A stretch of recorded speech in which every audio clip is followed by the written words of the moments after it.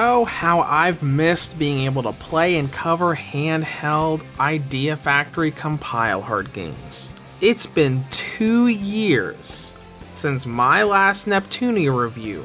Of course, I have personally enjoyed some of their games on the PlayStation 4 and PC, with Neptunia V2 and Dark Rose Valkyrie, but they're finally publishing handheld games again. Here is my review of Fairy Fencer F: Advent Dark Force for the Nintendo Switch. The world of Fairy Fencer F is one where two deities used to fight endlessly and ended up sealing each other away at the end of their battle, literally skewered by magical weapons called Furies, and sending all of the ones that missed down to Earth imbued with magical creatures called fairies.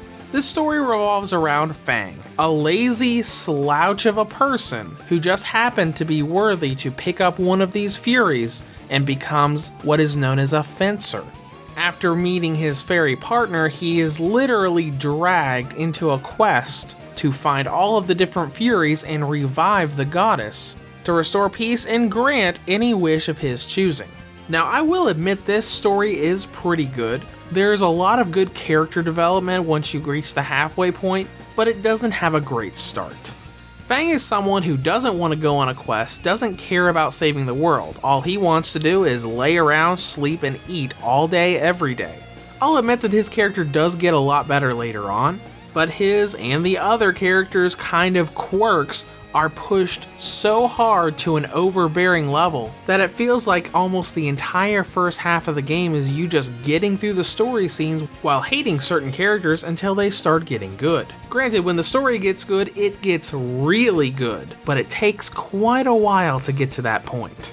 When it comes to gameplay, Fairy Fencer F is a turn-based RPG with a ton of dungeon crawling and visual novel elements. Now, there are two things you need to know here before we go on. Fairy Fencer F had two versions, the original on the PS3 and Advent Dark Force, which is the version we have here. ADF added a ton of content, including 2 new story routes, new endings, new playable characters, new dungeons, and more. The second is the fact that the Switch version of ADF is packed with all of the DLC released for the PS4 version. So if you want all of that overpowered equipment that came with the DLC, it's already packed in. And of course, if you don't want it, you can always just go into the main menu and simply turn it off. Now, we've got some pretty typical progression, but a few unique things thrown into the mix. You've got a hub town where you can manage your side quests and buy stuff from shops and go through different story scenes. Then you got your point and click world map that Neptunia fans should be very familiar with, where you can access dungeons. What makes things a little unique are the godly revival and the world building features. Basically, your main task in the story is to revive the goddess. To do this, you actually go into a screen where you see the seals on both the Vile God and the Goddess. As you collect Furies throughout the storyline, you can use those Furies to remove the seals on either one. Now, in the original game, this feature didn't really have a lot of usage because the Goddess got revived no matter what happened.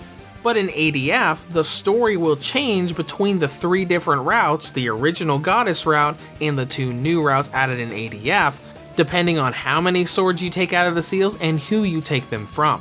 That gives you a bit of a choice there. Not to mention the fact that there are 3 different second halves of the game you can choose from. The other unique aspect is world building. When you go to a new dungeon, you actually use Furies that you've used in Godly Revival to create new dungeons. And depending on what parts of what seals you've pulled them out of, they have different effects, and those effects are implemented into those dungeons. These effects can range from stat increases and decreases to completely changing what monsters appear in that dungeon. Now, some of these gameplay elements will look a little familiar to people who've played the Neptunia games, especially Neptunia Victory and the Rebirth trilogy. In fact, almost the entire game, gameplay-wise, feels exactly like a Neptunia game.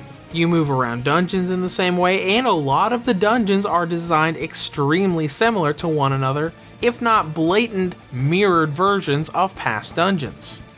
And that asset repetition only continues as you go through the game, because when you go through the second half of the storyline, you revisit every single dungeon all over again. Granted, a few of the routes do have a unique dungeon or two, but overall it feels like you're redoing the first half of the game with some different story scenes. The combat is also almost copy-paste the same combat system that was in Neptunia Victory that released only 1 year before the original Fairy Fencer F. It's got turn-based combat with free roam during your turn, so you can wander around the arena and set up all of your combos and skills. Not that there's anything wrong with that, because I love that combat system. It's a nice blend of different RPG genres, but the more I played, the more it felt like I was just playing another Neptunia game and not a different franchise. The only real unique parts of battle I felt that Fairy Fencer F has are the character exclusive skills and the WP system.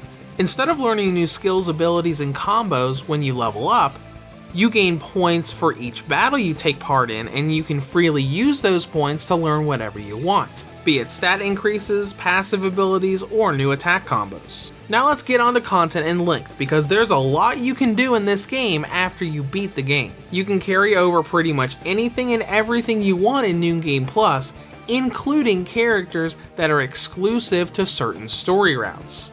This allows you to assemble literally every playable character in the game on one file and take them all into all of the different story routes. Now when we talk Link, it really depends on whether or not you use those DLC items. If you play the game normally, you're going to have to stop and do a fair amount of level grinding as you go through the story. If you use that overpowered DLC armor, you can skip that and just play the game as you normally would.